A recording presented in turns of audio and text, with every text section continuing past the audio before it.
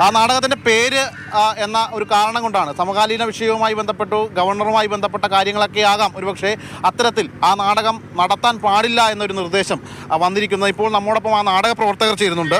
നാടകത്തിൻ്റെ എഴുത്തുകാരനാണ് സുരേഷ് കൂവപ്പാടം. എത്ര വർഷം മുമ്പ് എഴുതിയ നാടകമാണ്? ഇന്നത്തെ ഈ ഒരു ഇപ്പോഴുള്ള സമകാലിക വിഷയവുമായിട്ട് ഈ പറയുന്ന നാടകത്തിന് ബന്ധമുണ്ടോ? ഇത് നമ്മളെ ഇവിടുത്തെ ഗവർണറുമായിട്ട് യാതൊരു ബന്ധമില്ല. ഇത് ഷില്ലറുടെ നാടകമാണത്. അതായത് 17-ാം നൂറ്റാണ്ടിലാണ് ഈ നാടകം. അന്ന് അവിടെ ജർമ്മൻ കഥയാണത്. പക്ഷേ ഇന്നലെ കളിക്കേണ്ട നാടകമായിരുന്നു അത്. ഇന്നലെ ഏതാണ്ട് 6 മണിയാകുമ്പോഴത്തേക്കും കളിക്കേണ്ട നാടകം. എല്ലാവരും ഞങ്ങൾ ഈ പറയുന്നത് പോലെ വേഷവിധാനങ്ങളൊക്കെ കൊണ്ടുവന്നു അതിനുള്ള എല്ലാ സജ്ജീകരണങ്ങളൊക്കെ ഞങ്ങൾ ചെയ്ത് കഴിഞ്ഞപ്പോഴത്തേക്കുമാണ് ഒരു 11-12 മണി ആയപ്പോഴത്തേക്കും കളക്ടർ വിളിച്ച് പറയുന്നു, അതായത് ഇത് കളിക്കാൻ പാടില്ല, അവിടെ ഒരു പരാതി കിട്ടിയിട്ടുണ്ട്, ഒന്ന് അവിടെ വരെ ചെല്ലാൻ വേണ്ടി പറഞ്ഞിരുന്നു.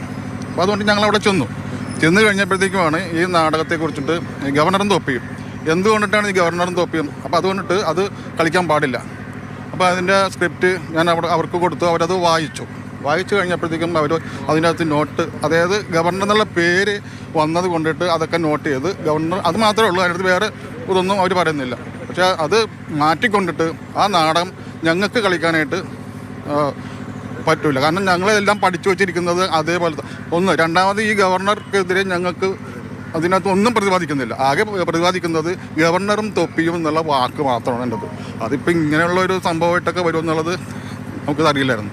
ആവിഷ്കാര സ്വാതന്ത്ര്യത്തിന് ഏറ്റവും കൂടുതൽ പോരാടിയിട്ടുള്ളൊരു നാട് കൂടിയാണ് നമ്മുടെ കേരളം. അങ്ങനെ ഒരു ഇടത്ത് ഇത്തരം ഒരു അവഗണന വരുമ്പോൾ അതിനെ എങ്ങനെയാണ് കാണുന്നത്?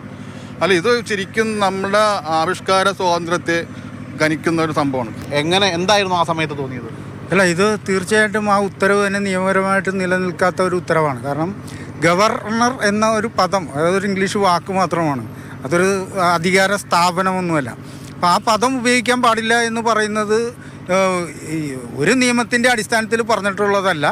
മറ്റെന്തോ സ്വാധീനത്തിന് വഴങ്ങി നമ്മുടെ സബ് കളക്ടർ ഒരു ഉത്തരവ് ഇറക്കി.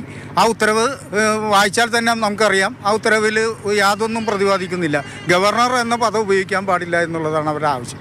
ഗവർണർ എന്ന പദം, ഇംഗ്ലീഷ് പദം നമ്മൾ ന്യൂസ് ചാനലുകളിൽ ഉപയോഗിക്കുന്നു, സിനിമകളിൽ ഉപയോഗിക്കുന്നു. ആ ഗവർണർ എന്ന പദം ഉപയോഗിക്കാൻ പാടില്ല, ഇംഗ്ലീഷ് പദമാണ്. അത് ഡിക്ഷണറിയിൽ നിന്ന് വെട്ടിക്കളയണമെന്ന് ഇനി പറഞ്ഞ് ഉത്തരവ് ഇറക്കും എന്നുള്ളൊരു സംശയം ഞങ്ങൾക്ക് ഉദിച്ചു.